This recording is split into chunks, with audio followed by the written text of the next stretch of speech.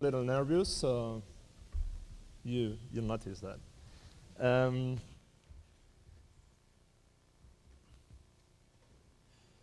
I think I have too much material, so I probably skip some parts at the end. But what I want to do is that everybody gets what I'm saying. So I'm doing questions in between sections. Feel free to ask anything you want, not including my private life, please. Some of it. Okay. This you can read it. I won't. What is the talk about? It's some stuff that could be used on pen tests, could be used on intrusions not under contract. It's techniques, ideas. Basically, it's I think it's some stuff that it's being used out there, but nobody's really talking about it, or nobody did on internet because Google does not know about it, so it's not there. And what else? We've been using these techniques for a couple of years now. Some of it, especially the first part of it, we've been using it fairly successfully. And then for the last part of the talk, it's some ideas we have. We've been able to do some proof of concept tools to try them, and they kind of work. But again, they are probably not new, and they are probably not good. But yeah, we subjectively like them, so I show them. This is mainly for pen testers, hackers, and especially for the people buying services, buying pen test services, because I think that some people is selling pen testing services, and it's only a wood scanning thing, or if it's not that, then it's probably something good, but the client can't tell, does not have tools to, or knowledge to know if what he's buying is good or not, because suppose it's the first pen test they buy, and they like what they find because they find some bugs, so they go again with the same people, but it turns out to be that these people is not good for market standards. So I think we should teach the clients to be hard with us. Why have we done it? It's just happened mostly. Yeah, it's some stuff we found while doing pen tests, some stuff we found while writing code, writing our products. It's actually, it's some stuff that came out on launch. We started talking about it, and it looks like, oh, this is a good idea. Let's think a little more about it. So yeah, that's pretty much why we have done it. We like it. We've been using it. We just spent some time thinking about it, wrote it down, and here it is. So I'm just the face of all the team back in Argentina and in Boston, especially the Core Labs team doing research there, because they are who put most of the time in it. But pen test people, like the consulting people, throw a bunch of good ideas on it, and the people doing products also help a lot, and we are all together working on it, and everybody's using these things we found for different stuff. So again, I'm not sure if this is cutting edge or rock science or what. I'm just talking about something I couldn't find on the internet, so it'll be there now.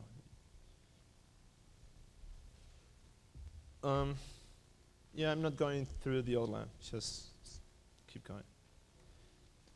Now, I want you to think about either your current intrusion or pen testing practices, or the practices of the consultant working with you.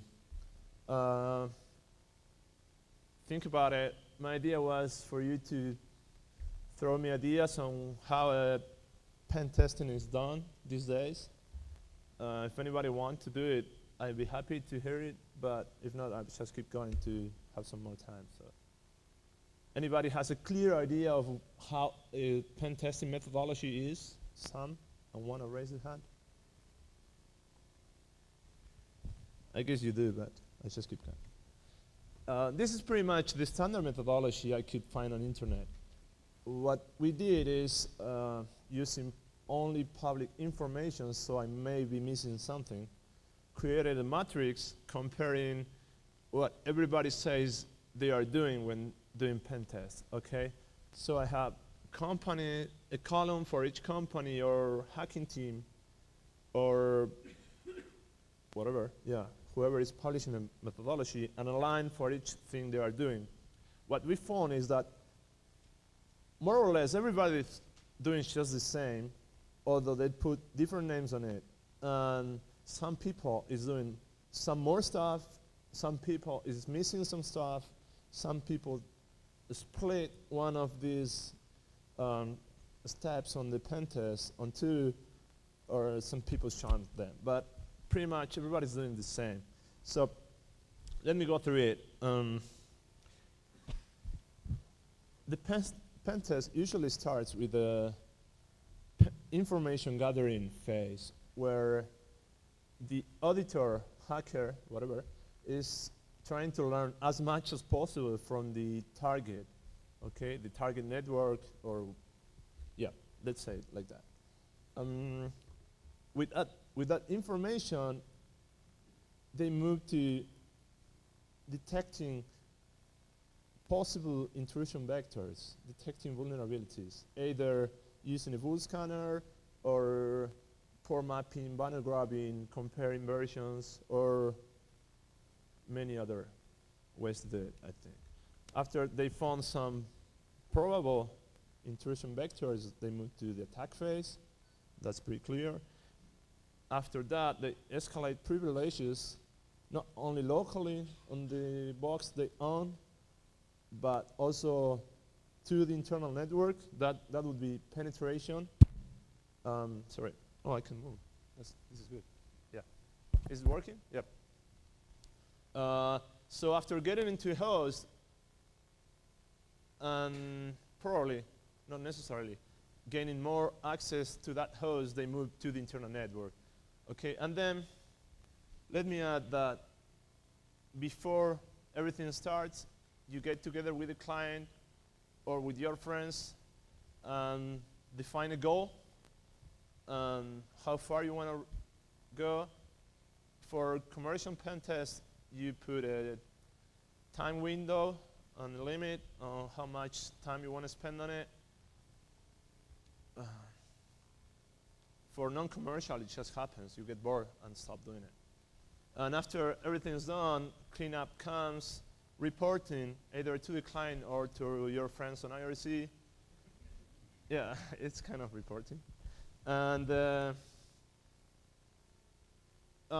yeah, I forgot something here. Oh no, it's coming later. Yeah. Some people say they are doing this. After gathering information, some people say they are planning based on that information. Okay? I think it does make a lot of sense to me to plan. Some people is doing just after the first phase of information gathering. Some people is doing after the bone scanning. Some people is not doing it at all. Okay? I find it very smart to do it, and I go over it again and stress that part. And just a few of those publishing methodologies says that once you get into box and are ready to go to the internal network or go beyond that, the loop starts again. Okay, you gain another host. The capabilities you have now are different. The visibility of the network may be different.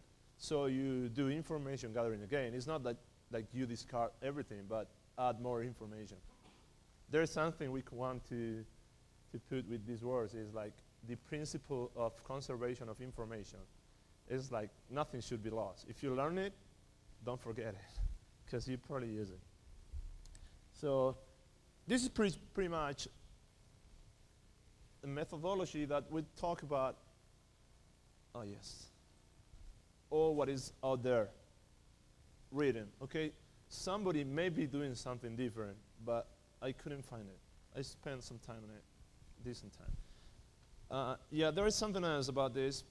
Between privilege escalation and penetration in that zone, some people do something called base camp development.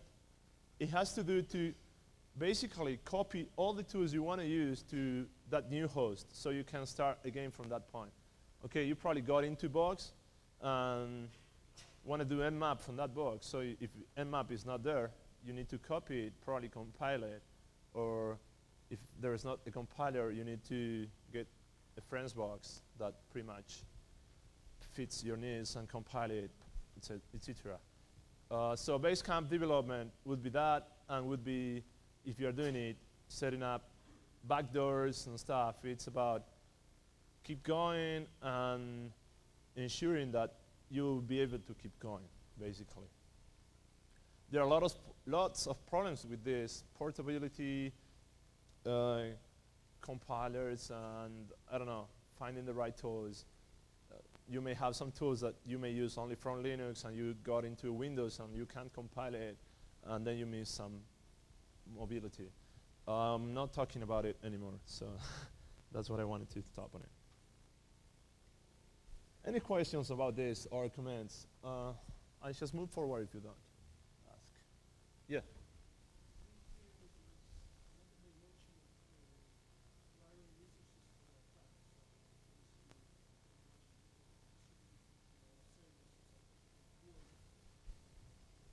That's cool. Okay, he's saying that previous to what I show, I think it's a phase of setting up your own environment. Some people say SensePost. I think SensePost has a very clear methodology, and I really like what they are doing and saying they are doing. And they talk about setting up the environment you are going to use to launch your attack. I would include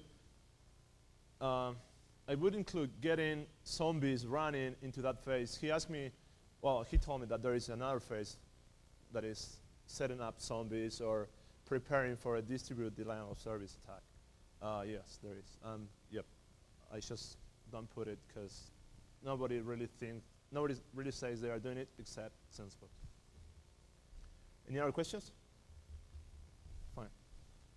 So, more targets. I said in the initial phase, you first define what's going to be your target. You define for example, the network you're going to target. Okay, so what I'm going to show you is more kind of targets. Host is a more clear target. There is host. I would target this host. I want to enter to this host. So that's pretty clear. Networks. Your goal could be, say, I want to enter some host on this network, and you have a net block and a mask. So that's another way of expressing targets. We're very used to hosts or networks, and some of us are used to talking about organizations as targets. Actually, I couldn't find anybody saying that targeting organizations is really different, but again, SensePost is doing it. We are also doing it. Okay, yeah, if I'm talking about them, I can talk about us. It's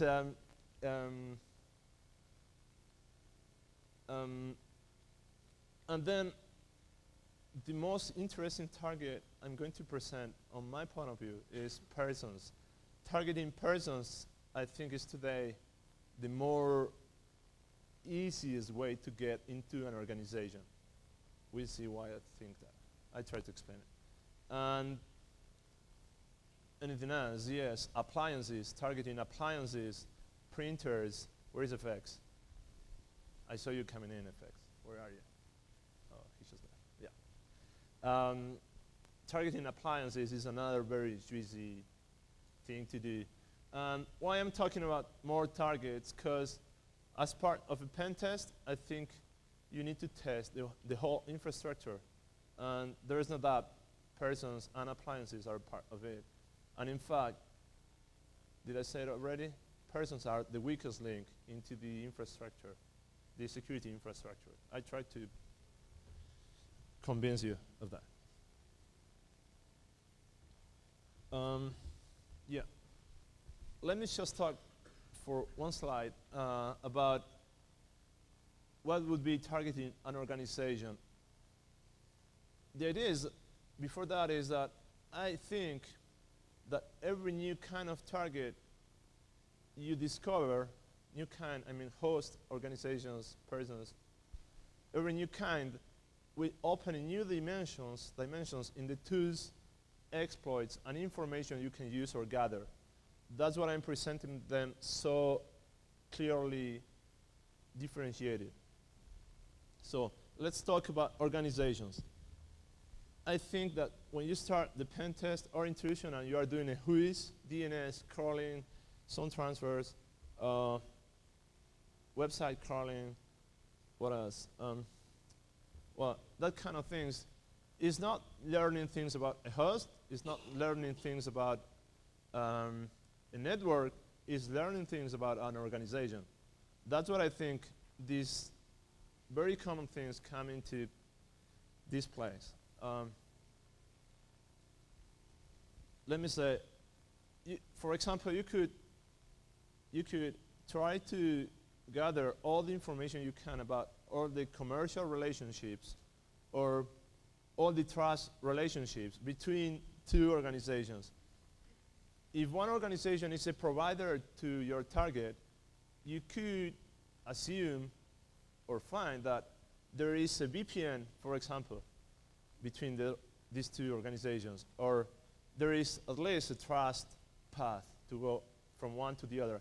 So it might be a good idea to take the indirect path if the VPN lets you get into the internal network directly and the second organization is weakest into security terms.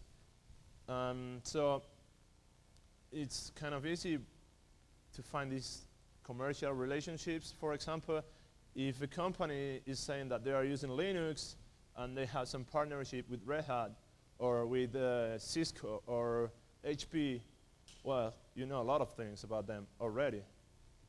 You know that they are using Linux on HP probably, and they are using Cisco's or they are using Red Hat or that kind of things. That helps a lot. Well, if we are talking about organizations, it's obvious that the perimeter is not the last step for the intruder. It's, most emphasis is put on securing the firewalls, securing the web servers, going as deep as the DMZ goes, pretty much that's it. I'm generalizing, of course. Well, an organization is a lot more than that. It's all the workstations in there, all the people involved, policies, uses. It's more than that. Okay, it's the people is part of it basically. By looking at shop offers, you could tell what they need. You could tell they are using wireless, or they just move into wireless actually. And then you could say, okay, if they just move into it because they are looking for people, they may have some bugs. You could use resumes because, for example, on my resume you could read that I work on this company and that I can code Smalltalk and that I know some Linux, and you could guess that that company I work for was using some Smalltalk on Linux. It may not be that easy, of course, but some people put, I work in this project where I learned all these things. That's a lot of information again. And again, the people after the workday ends goes to their home, uses their computers. The people is people. So we can use that too. Well, physical security, that's obvious. And then denial of services, it's not like, you may say that you are denying a host or a network, but you're pretty much denying the website of the organization. So I think it's an attack to the organization. Okay? Public image attacks moves a little into information warfare, not just security, but it's an attack on the organization too. Let me talk about persona as targets. This I think is very juicy. Actually, I'm not sense-posed, but Rolf on his talk is going to talk about it again, I think. Although he's not putting it as persona as targets, I think that's what he's talking about. How can you attack a person? Email is a nice vector, and I'm talking about exploits gaining access to the host, okay? Giving you code execution privileges. You could use emails, you could target ICQ, you could target CASA, or you can also target client-side software. Like the SSH client has a bug, if you go to a server, you can probably launch a pinpoint attack. It's you exploit the client. When the client connects to another server, you exploit the server. Then you set up everything so when somebody else connects to it, you exploit him and our server. So it's like ping-pong attack. How are we going to represent a person? Their email account, their RCQ number, probably their phone number, the SSH identity, the PGP key. That things are what's going to be a person for us. So keep that in mind. What's an impersonation attack? It's, for example, sending an email on somebody else's name to a third person, and here you can see two different victims. One is the final destination of the email, but then the victim of the impersonation attack is the person you are impersonating. If you have their PGP key or some other credentials, you can do pretty nasty things. Use the front door, not the back door. That's it's not a nice line for it. It's actually getting into a sysadmin's computer at home and bouncing into the organization. This already happened at least twice, as far as I know, but I think it happened more than that. It's we go back to these ideas, and this is the only legal aspect I'm going to talk about. It's you are hacking into somebody else's computer. You have a contract with the company you are working for, but hacking his box at home. I've been talking to Andrea, who's going to do the talk on the law thread. She advised me on that. And first thing she said is that if you are going to do a pen test using these techniques, you may want to talk to a lawyer first. And then he said also that if the computer you're going to break in is from the company, you may be okay with that because it's mostly okay. But if it's the employee's company, it may get a little more messy. So it's delicate. And then these kind of attacks are already known, okay? What I'm stating here is that this is almost the more easy thing to get into an organization. This is what I'm stressing here, and we go through it. But it's being used already. I'm not saying it's new. Somebody call it client-side exploits. Somebody call it exploiting the workstations, and we call it targeting the persons. But it's almost the same. And then last time I was at CanSec, I saw Lance speaking about honeypots. And that's easy to do, looking at him. Yeah, he always talks about honeypots. So. It's, he said something I really like. It's internal honeypots, that deploying honeypots in the internal network. And I championed it because suppose you using targeting a person, you get into some workstation, then if you are going to penetrate farther than that computer, you are probably going to scan or do some more port mapping or do some information gathering. So if there is a honeypot on the internal network, we are most likely to hit it. And that's a very, very clear idea that something weird is going on. Same thing for IDSs on the internal on the internal network. I haven't seen too many internal honeypots or internal IDSs deployed, but I think it's a good idea. Sorry. This is the architecture of our person exploits. It's very simple, but it let us see some stuff. The attacker first sends, suppose it's an email, sends the email, or sees the CASA network with the exploit, or sends the ICQ message, and that attack vector will be stored on a server. Okay, on the mail server, probably on the ICQ server if he's not connected, on your box when it's CASA, or on some distributed network. And then at some point, the victim will connect to that server and download the exploit, and the exploit will get access to his box, and then you don't really know when this is going to happen. So at that time, the exploit will connect back to the attacker box, where we set up a listening console. Something's listening and waiting for the victim to connect. And on some cases, you may get more than one connection, okay? We go through this again and see some weak points on the scheme. But this is pretty much, you send something and wait, and then somebody gets it, gets exploit, and connects to you. Some pros on this for the exploit writer or attacker. Good things for the attacker. Workstations are way less maintained than servers.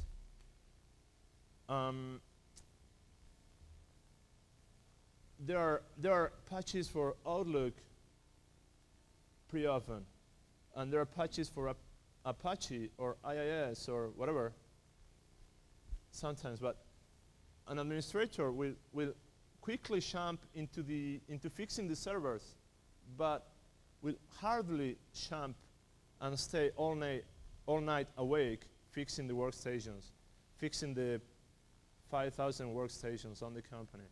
And it's pretty common to find different versions of the software on different workstations. Very common to find that. The enemy is less skilled. Why? Because when you are targeting a server, the enemy is the administrator, or probably the security guy on the company.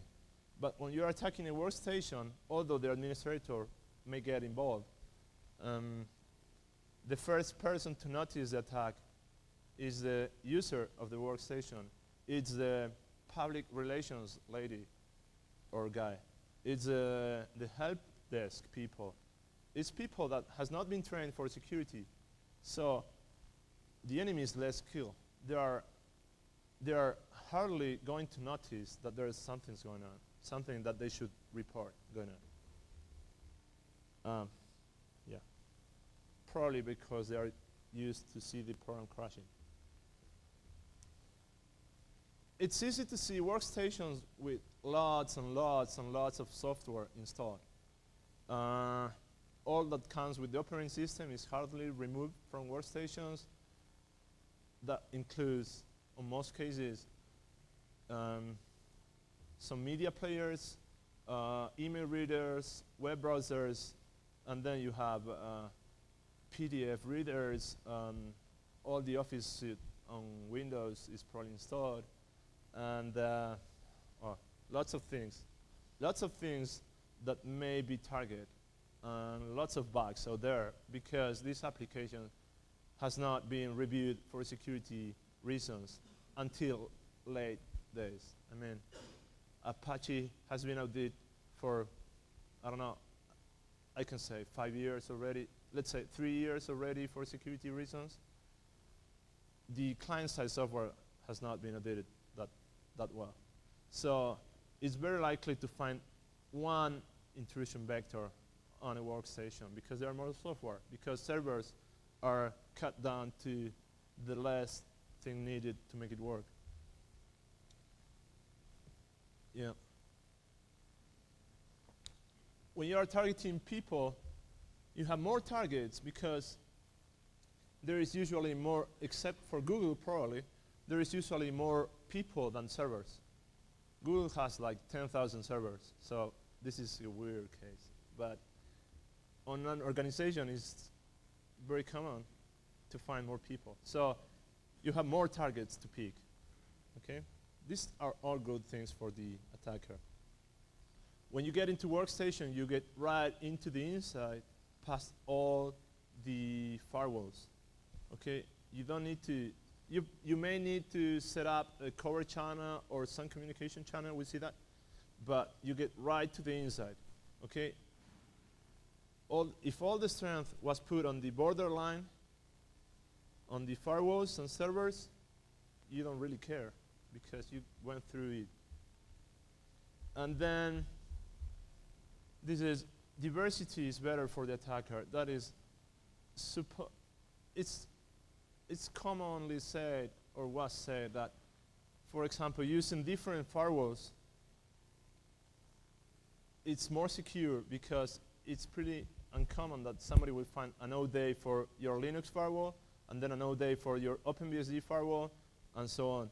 But in this case, diversity is better. I mean, if not everybody has the same version of the mail reader installed, and you can do a spam, you can spam there with an exploit, although your exploit may work on only one specific version of the mailer, it's pretty likely that you hit one with that version, okay? That's different from what it is with servers. Not really. Then bad things for the exploit writer. Tougher tuning, brute forcing, tougher brute forcing. You don't really have feedback with the exploit. You just launch it, wait, don't know when it's going to hit, and hope that it worked. You don't really have a channel established when the exploit takes or tries to take control of the box. So tuning is tougher on these cases. But remember what the last thing I said, that diversity is better. So even if you only have one specific exploit for one specific version of some program, if you can mass attack all the people or some people in the organization, it's likely that this parallel brute forcing will work. It's like instead of doing brute forcing serially, you are doing it on parallel. It may be more noisy, especially if you are going to spam or do a mass attack, and especially if it's going to pop up a window when it fails or if it works. But it may not be more noisy. This matches with the good thing that is the victim is less skilled, so it kind of compensates. Asynchronous nature is this thing I've been repeating, that you throw the exploit and don't really know when it's going to work, or you don't know if it was already seen by the victim and it didn't work, and you don't really know how many people is going to connect back to you. There's one very interesting thing that happened to us. This guy at Core who found the RPC buffer overflow on Snort was working on the exploit, and he has his test box set up and launched the exploit, and 2 connections came back because he exploited somebody else's laptop that was running Snort too. So you have to be ready to receive as many connections as possible. And then another thing that is bad is that when the exploit takes control of the box, you don't have a communication channel established with the exploit. You can't have at first an interactive shell because there is no connection. The victim connect to the mail server or to the ICQ server. They did not connect to you. So you somehow need to reestablish the communication channel. On some cases, opening a TCP connection would be enough. On some cases, you need to tunnel it over the HTTP proxy. On some cases, you need to do some more advanced, how is it called? Hidden channels. It has a name. So this is something you need to work on when you are doing this kind of exploits, but it's something that can be solved on most of the cases. Uptime. This is a big difference between hidden servers and hidden workstations, but it's not really a problem. Workstations are supposed sometimes to be powered off at night. But on the contrary, servers are supposed to be up all the time. So if you get into server, it's pretty likely that your connection may be used over and over and over without having to reestablish it. But when it comes to attacking workstations, you need to do something to reestablish the connection when the box boots up again. It's pretty simple, but it's something you need to have in mind. And then,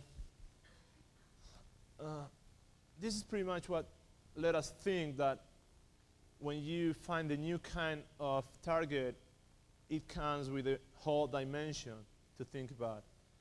Let me just show you 5 examples of information gathering tools specifically done for gathering information on persons. You could map the internal network using email headers. That's possible to do if they are not filtering headers. Like if there are several SMTP servers in the internal network and an email goes like hopping, you see all the servers. So you have some information on the internal network. Person discovery tools. It's a term that I really like. Think about host discovery tools. This is person discovery tools. Crawling Google is a very nice example.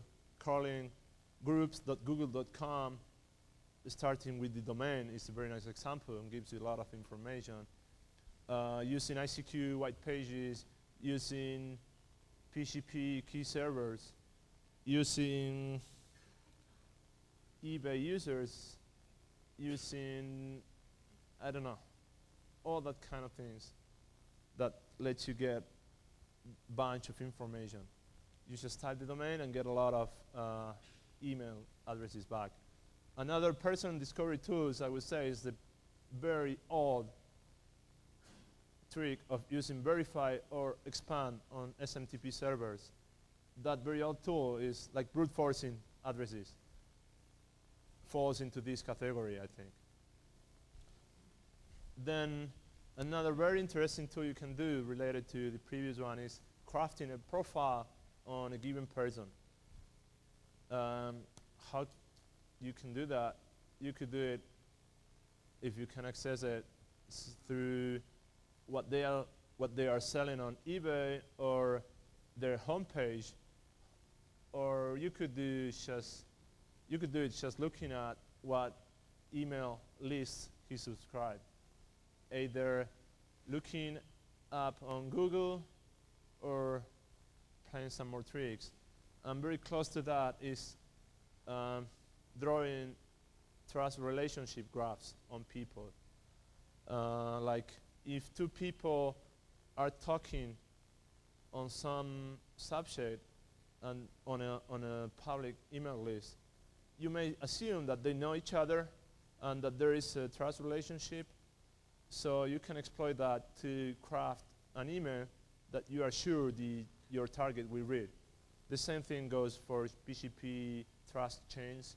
And there is a site, I forgot the name, that lets you see, it's to see the 6th degree of separation to anybody that is registered. If you are in a group, you can see who trusts who on that graph. That's very interesting because when you are sending an email or sending an ICQ message, you need to be sure that the person is getting it. Basic. This may require human intervention to craft a nice email, but it can be done. Another tool is OS detection and application detection for persons. Is like, what email is he running on what operating system? What ICQ client is he running? Is he using, I don't know, that kind of things you need when targeting a person and using an exploit. You will probably need to know the service pack. Well, Outlook comes with a pretty nice, every email sent with Outlook comes with a pretty nice header that tells you the version down to 2 points of, like, it's 5.4 numbers.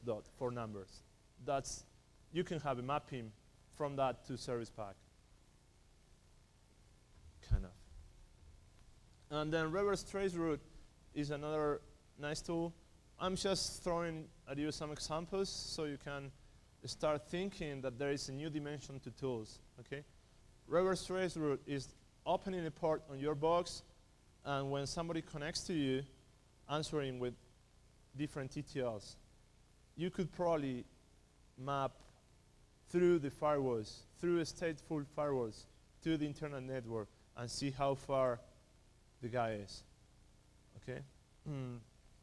This is, I'm going really slow. Using this together with emails is very nice because you can send an HTML image, tag, embed on an email, and force the quick preview feature of the email client to connect to your site, and then you automatically launch a reverse traceroute. Any questions? I'm moving out of personal targets.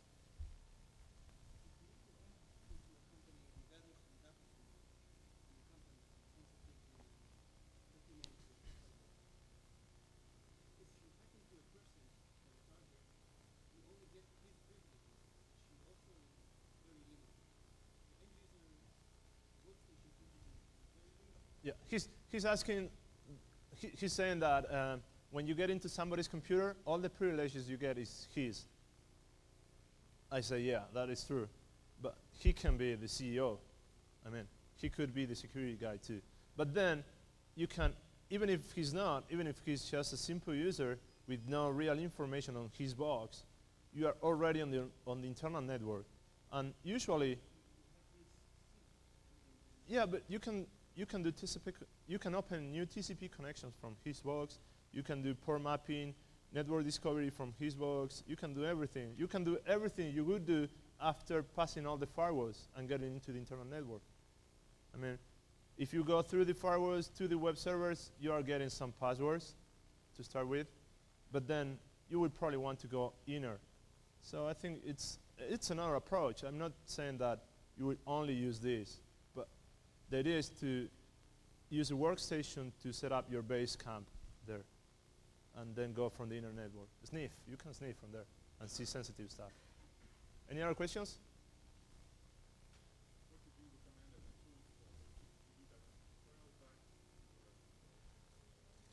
that? I can't talk about that.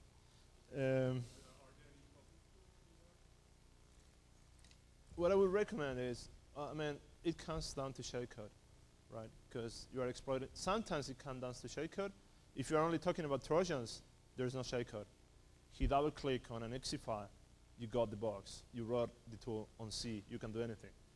But what I would recommend to block on those who want to prevent this is what I would recommend you is using HTTP tunneling over a proxy.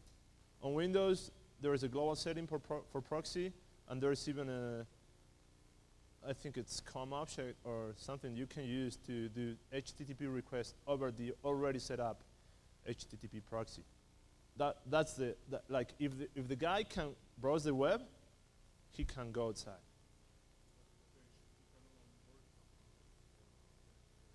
Well, if he's reading email and if he has a web browser, if there is a proxy, the setting should be there. I mean, that's the easiest way to do it. I would first try TCP connection. If it fails, try tunneling over HTTP, and then if it fails, I would go using some weird mechanism. What's the word for this? Thank you. Trying to find some cover channel, like, I don't know, something, DNS, SNTP. I think DNS will work always. Like tunneling over DNS will always work. You could do something to stop it, but is that okay? Any other questions? Okay, I'm going on.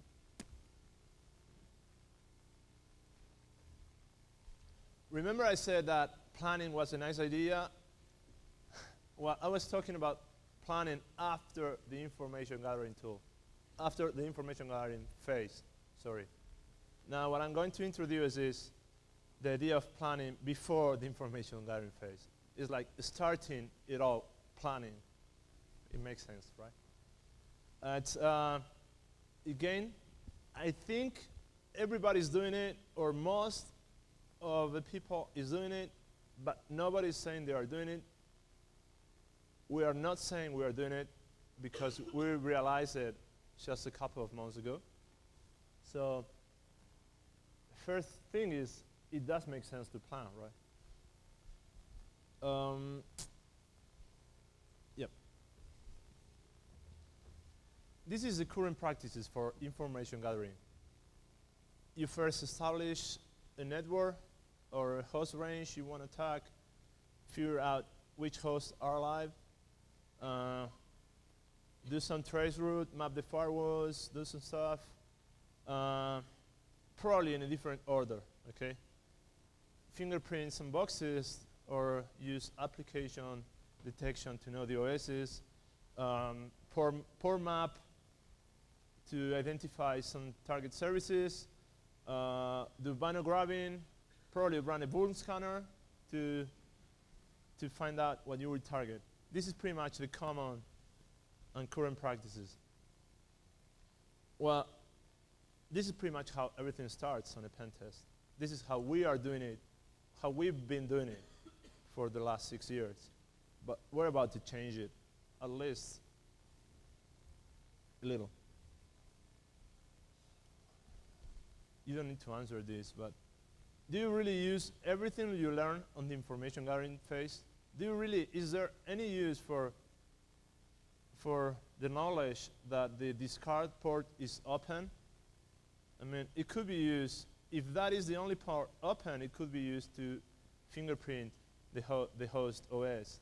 But that's pretty much all there is for it, I think. I don't know, you could, well, yeah. I mean, does it really matter to you? You don't really know, you don't really need to know which ports are used if you are not going to use the knowledge. And that's pretty much the basic idea of why planning is good. Does it help to know the operating system of every box out there, or only the box you are going to exploit? Or if the exploit only works on one box, does it really matter?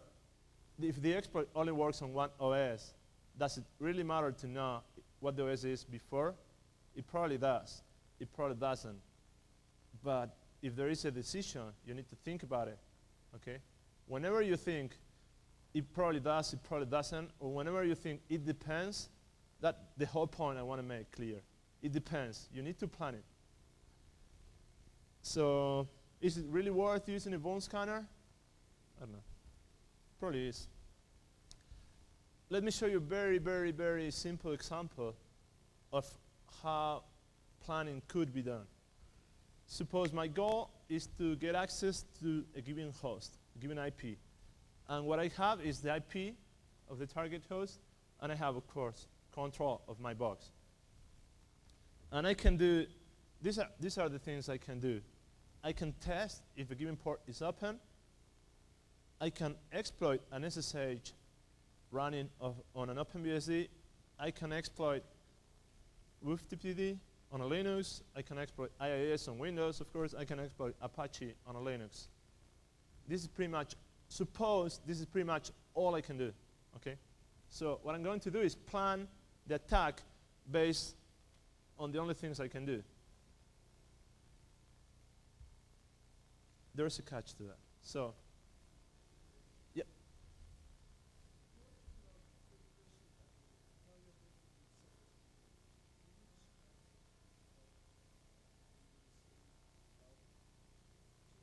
I will not. Uh, there is one slide about it. It's yeah, I moved out of person.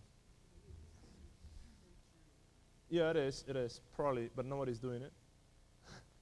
So, yeah, actually, some people is doing it. Nobody's saying they are doing it until now. Some people is finding it out. I'm going to go through that, okay? But not very deep. Sorry. So, to get into the box, I need to execute one of the... Is everybody getting bored? Sorry about that. Yeah.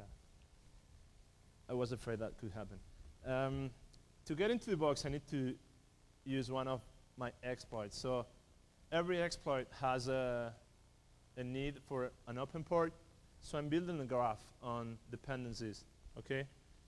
So I need to know if the port is open, and the way to do that is to use the port proof, and then that runs on my box. So the plan out of this would be prove only ports 22, 80, and 21. There's a catch to this. I'll go through it. Prove only ports 22, 80, and 21. Furthermore, first prove port 80, because I have two exploits for port 80. And it makes sense to start with higher probabilities of success. Then there's also more probabilities that port 80 is open than port 22 is open. So that's another reason why port 80 should be tested first. Then if port 80 is open, I'll try my exploits. Okay, I have somehow to decide if I'm going to use the IIS exploit or the Apache exploit. I'm not talking about that, but here. But if I find the port 80 open, I just launch the exploit.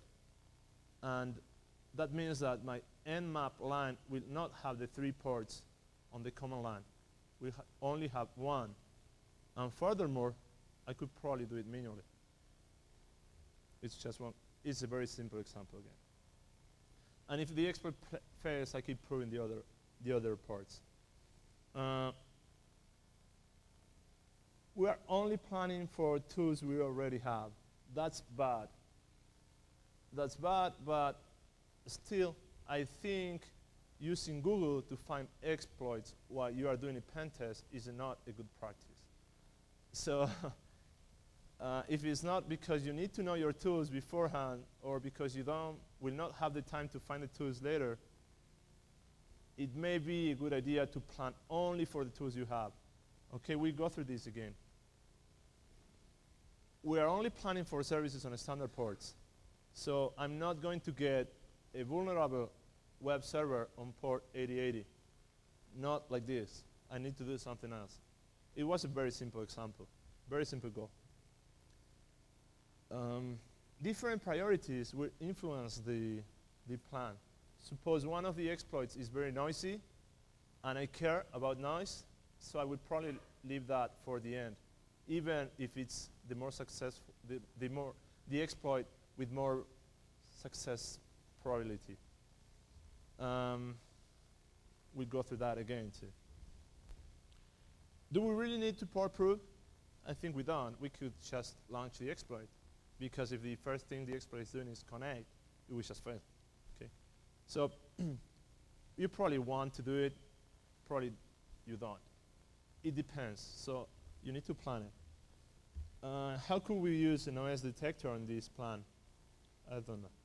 Probably to differentiate between Linux and Windows on port 80. This is a little more complex exploit. It's just the same, but I can tell if a host is alive, and my goal now is to exploit all possible hosts on a given network, not just one host, okay? I want to get into every host I can. So the plan is, the graph is pretty similar. I have the exploit that will give me access to the box. I have some needs for the exploits. on ports, and then every exploit needs to know the target host. So the port probe will tell me if the port is open, and the host probe will tell me if the host is alive. And those run on my box. So how does the plan go? I will not use ping. That's the first thing I will do, not use ping. Why? Because I don't really care if the host is alive. I only care if the port is open. Okay? Then, again, I will first prove port 80, probably across the net. First, port 80 on every host. On each host is open, I launch the exploit. Then, keep proving other ports, launch the exploits, and then, when I'm done proving port 21, 22, and 80, and launching the exploits, I will use the host prove now. I will use ping to know what other hosts there are that does not have these 3 ports, any of these 3 ports open. Probably I know that already because they are answering resets. So, and then for those hosts that I couldn't get into, I will prove non-standard ports, only for those hosts. Okay, you see, it's not like building a big mmap line with a bunch of ports. It's going step by step. So global statistics will help. Will help decide if you want to use first Windows exploits because most of the hosts out there are Windows, or you want to use Linux exploits because most of the hosts out there are Linux. Will help to know if you want to start using port 80 or 22. Global statistics may be cut down to specific areas. Let's say e-commerce sites will have port 443 open, and I will probably start with that port. So having global statistics about topology and all that kind of things helps a lot in planning. Yeah, we were on the first example, we were only planning for services on standard ports. Now we're not only doing that. We saw how we can do that. If we know after we try port 80, if we know that it's likely to be a web server running on port 8080, I will try it. If it's likely to be on 8000, I will try it. And then if everything fails, I will probably do a full port scan. Again, different priorities will influence the plan. That's clear. And then, do we really need to host proof? Can I just launch the exploit? Or just launch the port proof? I don't know. It depends. It's probably less noisy to do a ping, although there's no real reason to do pings. Well, there is, but how can we use a noise detector on this plan? I don't know. It does make sense to use one, but sometimes it's more noisy. There are signatures for Snort for mmap trying to fingerprint the host, and for xproof trying to fingerprint a host. So if you can just go to a straight connection and get the banner, you will probably not want to use an OS stack fingerprinting tool. Any questions about this? We see very little about using this with persons. Any questions about this? Okay, let me answer your question.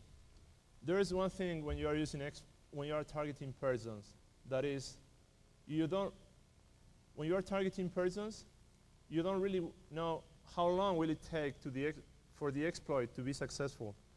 So if you are going to leave that for the last day, the victim will probably connect to you when the pen test is over. So you will probably want to do it near the beginning, okay?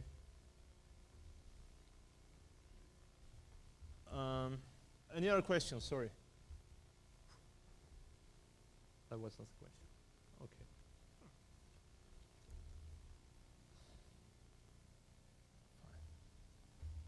Okay, I'm going to introduce to some of you some things we got from a different field. These things we borrowed from combat tactics. So it's still attacks, but on real war. and on person as targets probably too, but physical persons. It's we thought it might be interesting to see what they are doing, and it turned out that it is interesting. So the first thing I want to introduce to you is the OODA loop. It's a Boyd cycle. It's just the same. There is a guy named Sean Boyd. I don't remember his rank, but he had some rank. He found out that there is a loop that whoever is doing it faster will have a great advantage. The loop is to observe and look around, then find out where you are and what you could do, decide what you are going to do, and then do it, and then cycle. Okay, it's on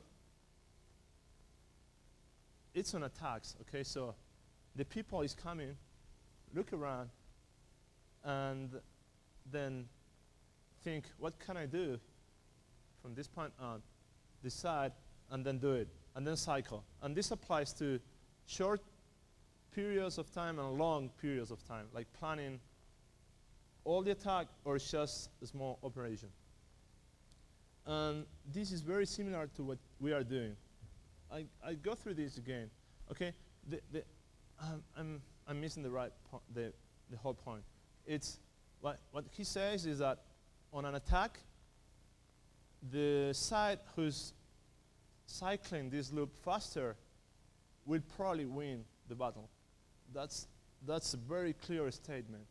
And since we are under cyber warfare attack scenarios here, it may apply to us. And I think it does apply to us. Another interesting thing is that there is a very clear differentiation between maneuver versus attrition warfare. Mainly, maneuver warfare is planning and basically using the OODA loop on the plan. I may be saying everything wrong because I just read a couple of papers on this. And then attrition warfare is basically throwing all your firepower against the target. Okay? The difference is pretty clear if you think that script kiddies will likely use attrition warfare and pen tester and highly skilled hackers will use maneuver warfare. Why I'm putting these topics on the table? Because there is a lot of studies on these topics, and there is a lot of time spent studying these things. So I think we may benefit a lot on reading that kind of literature.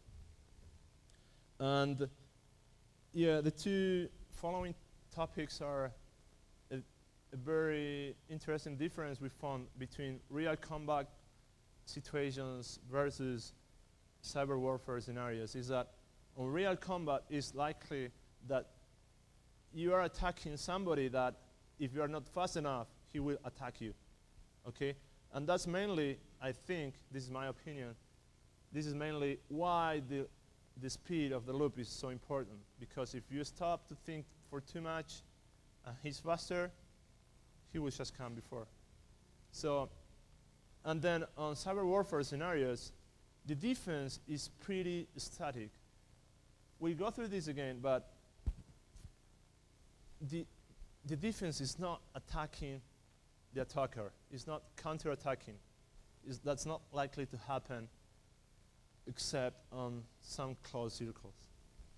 So, oops, sorry.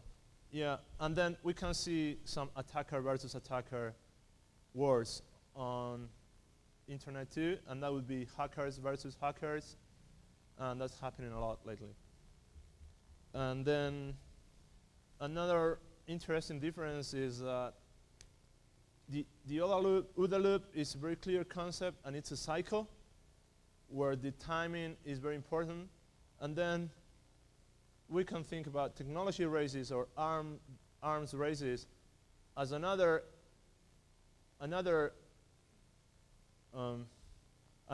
place where timing is critical. This is not a loop probably, but it's timing is critical. Yeah.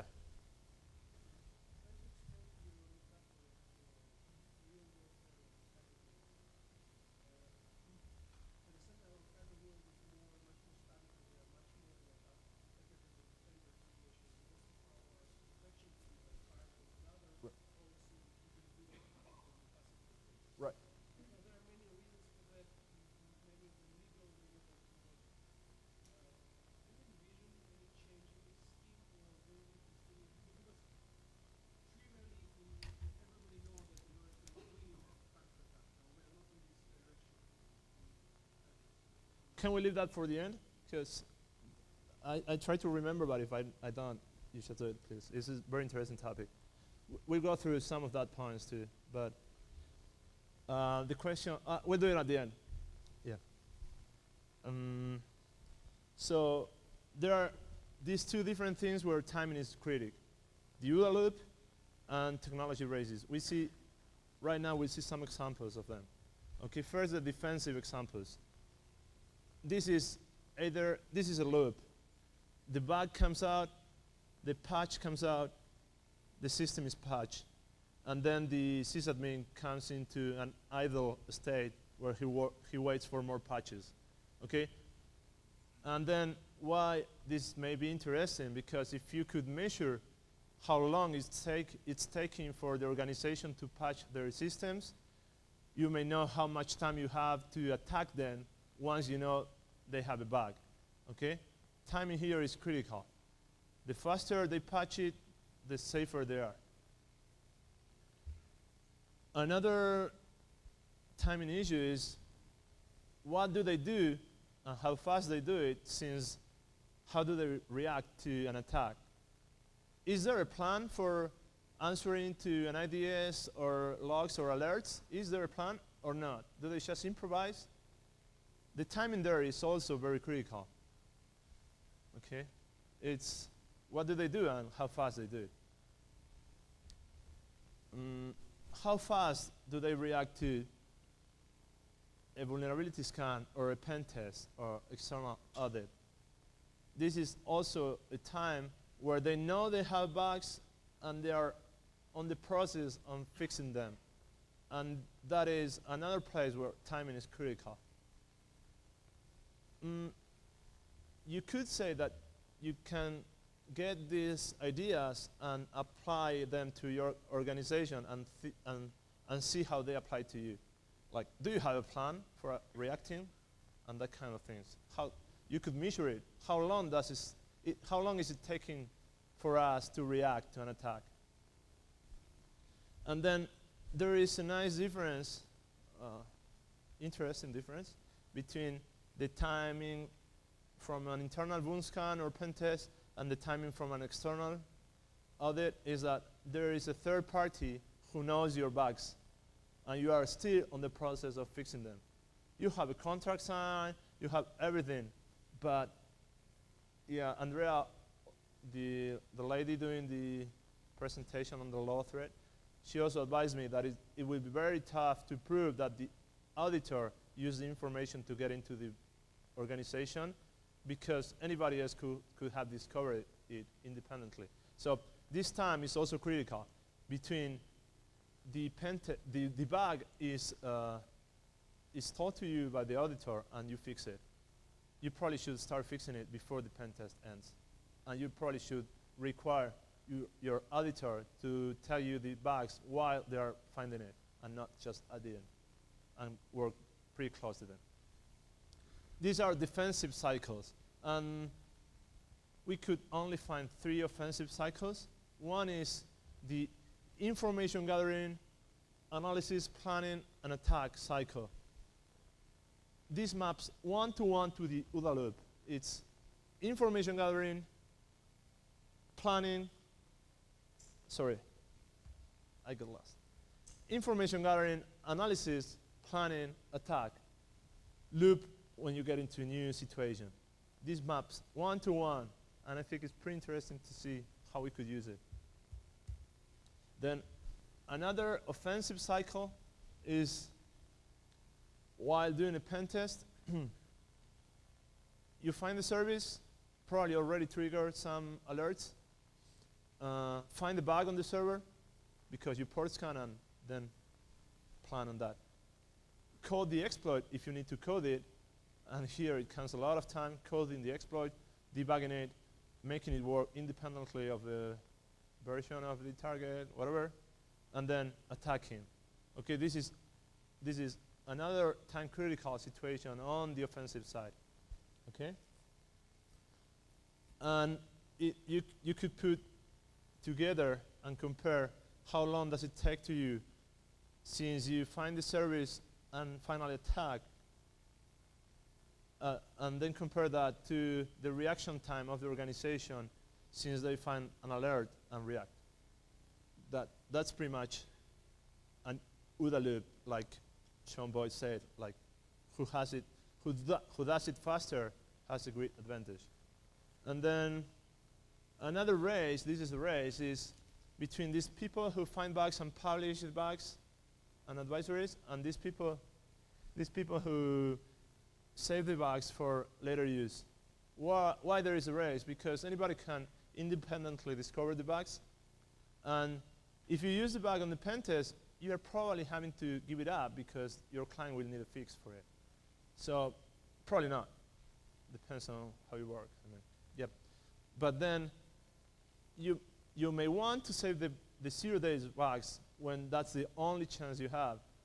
But if you save them for too long, somebody else will find it and publish advisory and burn your 0 day.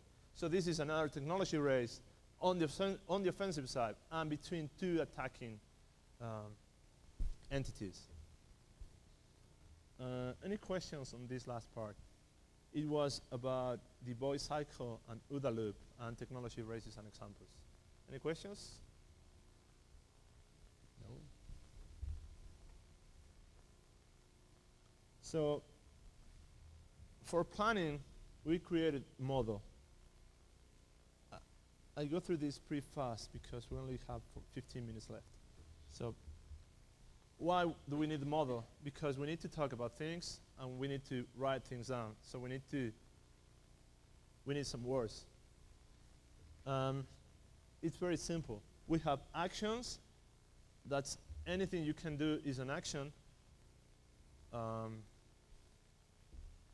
Assets is anything you may know or anything you can have or have control on.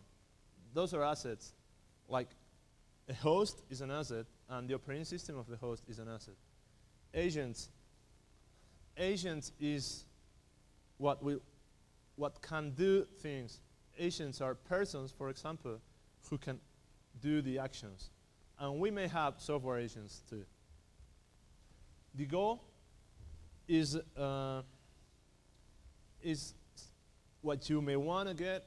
It may be a very specific goal for a small part of your attack, or may be the mission goal, like the whole point of your action. Costs. We are giving a cost to each action. The costs have 6 dimensions. We'll see later. I think this is very interesting too. Plan. It's all the actions you need to do to fulfill the goal. And attack graph is the union of all possible plans.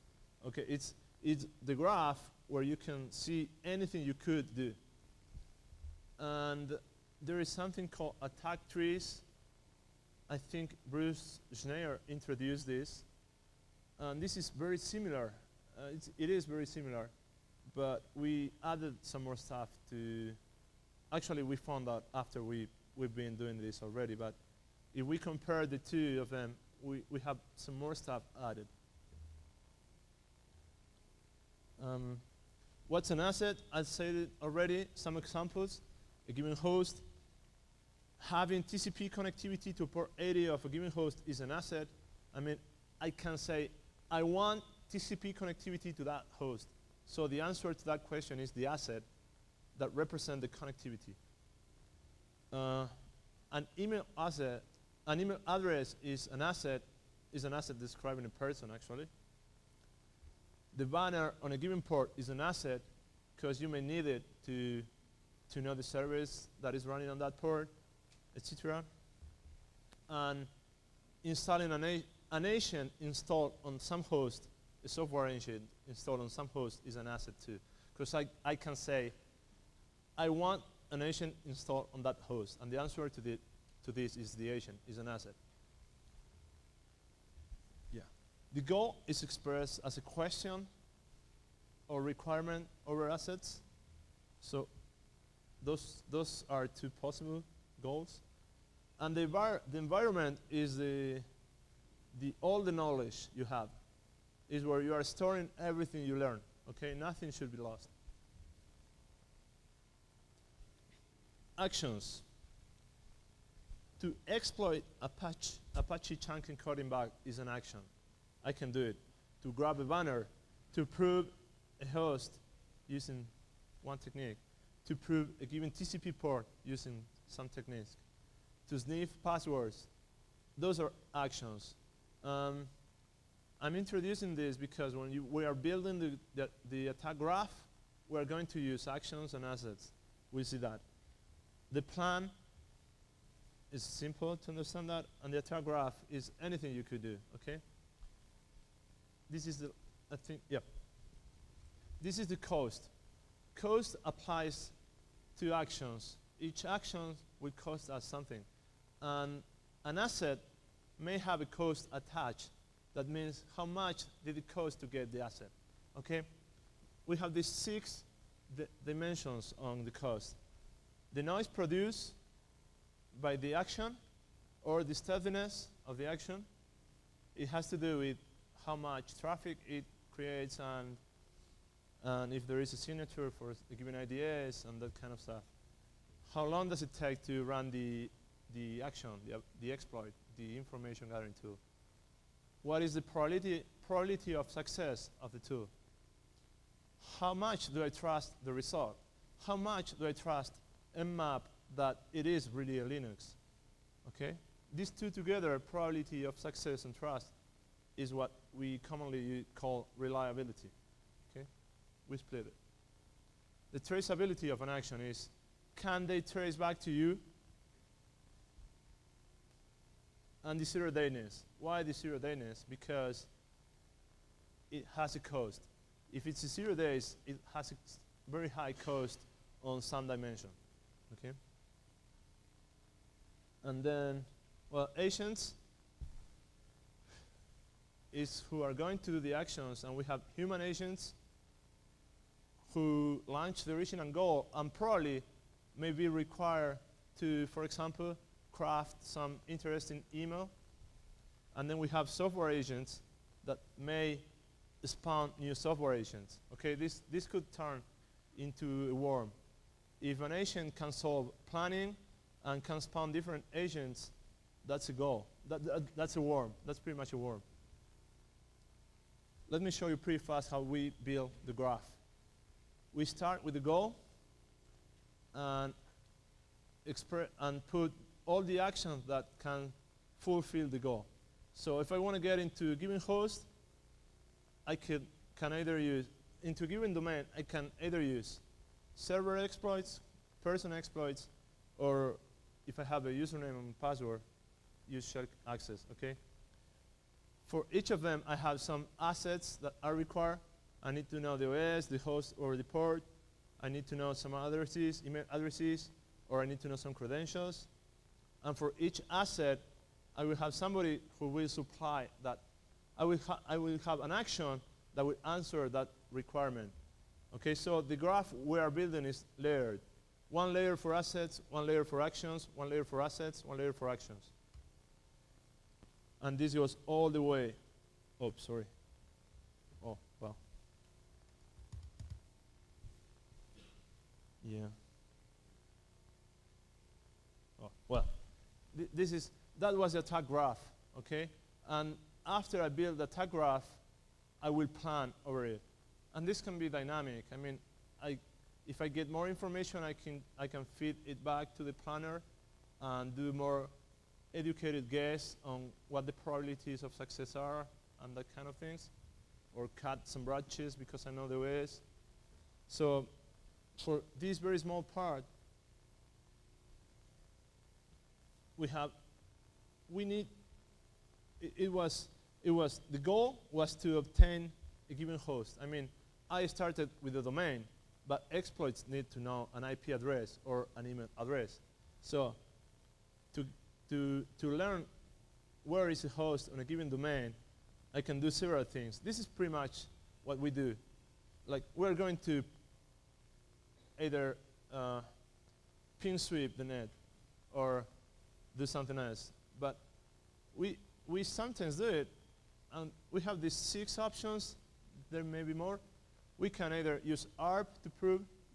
We can use ICMP. we can use reverse queries on DNS. We can use some TCP or UDP packets to know if the host is alive or not.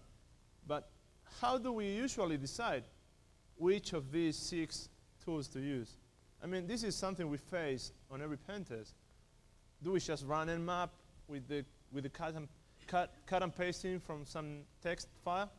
We probably do it, but for example, doing DNS reverse queries, it's way more stealth than doing ICMP because only the DNS server will learn that. But then you may miss some hosts. So depending on your priorities, you may want to use one of them. If stealthiness is more important to you, you may probably want to do some DNS reverse queries, or if you are in the local network, you may want to discover hosts by sniffing. So the graph there is only to show that there are some decisions that we usually take that may be thought a little deeper. Okay, and this is the last slide, I think. What can be this model used for? Obviously, for attack planning manually. For risk assessment, how? 2 different things. I hope nobody asks, no client asks me to do that, but if you had the full attack graph and the client tells you what he did, you could tell how far he got into looking at your situation. I mean, if you have all these possibilities and you have the attack graph and he walked and the auditor only walked this path, you know that the pen test was not really complete and that you still need to do more stuff. You can also use it for risk assessment. If you draw a graph and then identify the weakest points on the graph, you can put more strength on that and prioritize what you're going to fix first. And there is a company selling a product to do that using Schneyer's attack trees. Attacker profiling. 2 different uses that fit on the same category. Either when you are going to do a pen test, depending on the priorities you give to every dimension of the cost, you'll be modeling a different attacker. Let's say, I don't care about noise, I don't care about time, I don't care about steadiness or traceability. That way I might be modeling a script kiddie. Let's say I care about 0-dayness and I care about traceability and I don't care about time at all. I mean, the attack may take an year. I may be modeling a foreign agency or highly skilled hacker. This can be used to evaluate the cost on the tree, on the graph, and then figure out what to do.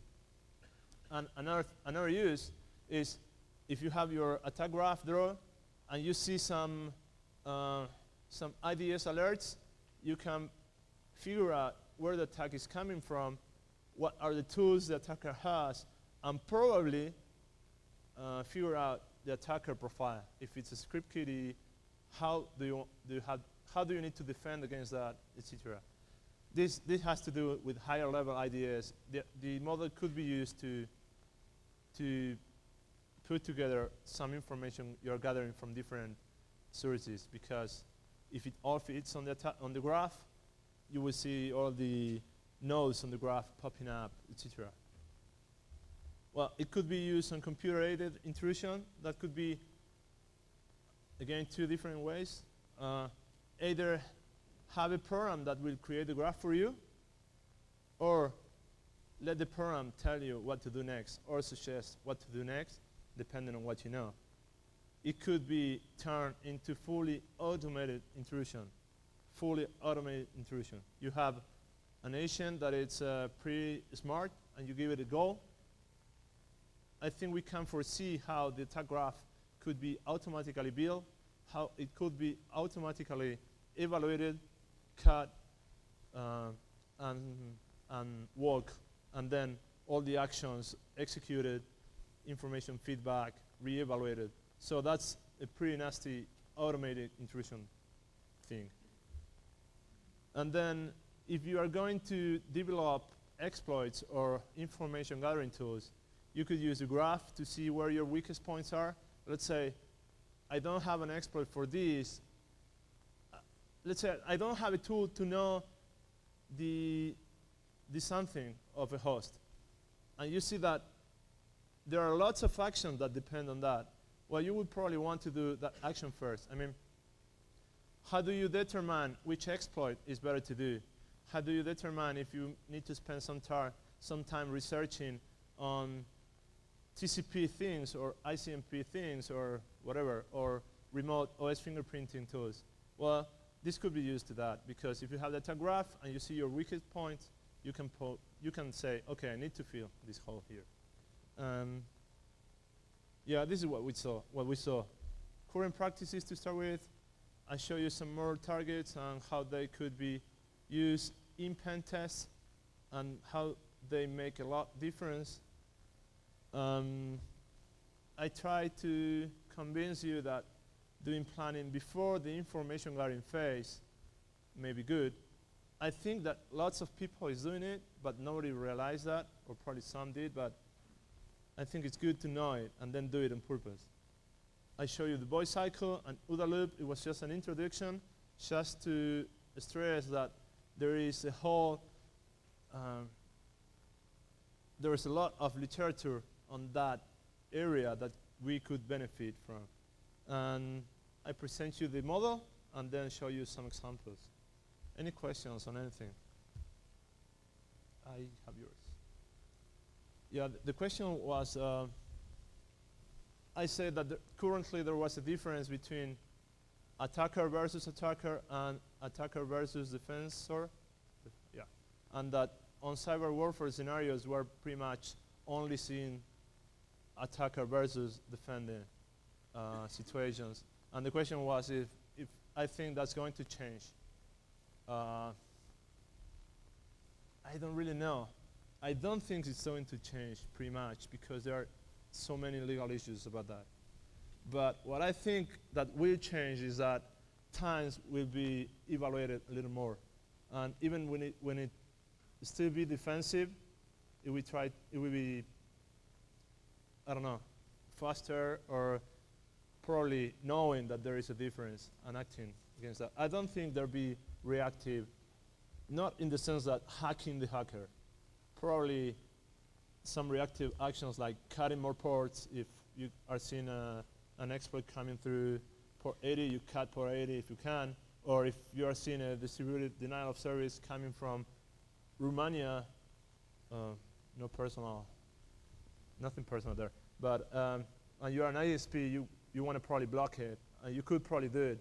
So I am seeing more reactive issues on the future, but not that it's going to react to attack the hacker. I don't think so.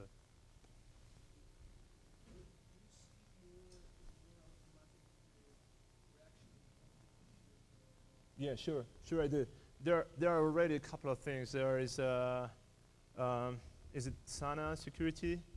Is it, yeah, what they are doing is, putting it simply, hooking every system call and letting the process do everything until they see a weird pattern of system calls and then reacting to that, like filtering out system calls or doing it more slowly. If you're interested in that, that's the guy to talk with.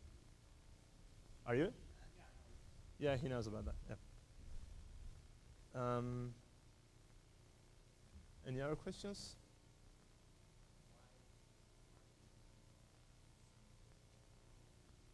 I don't know.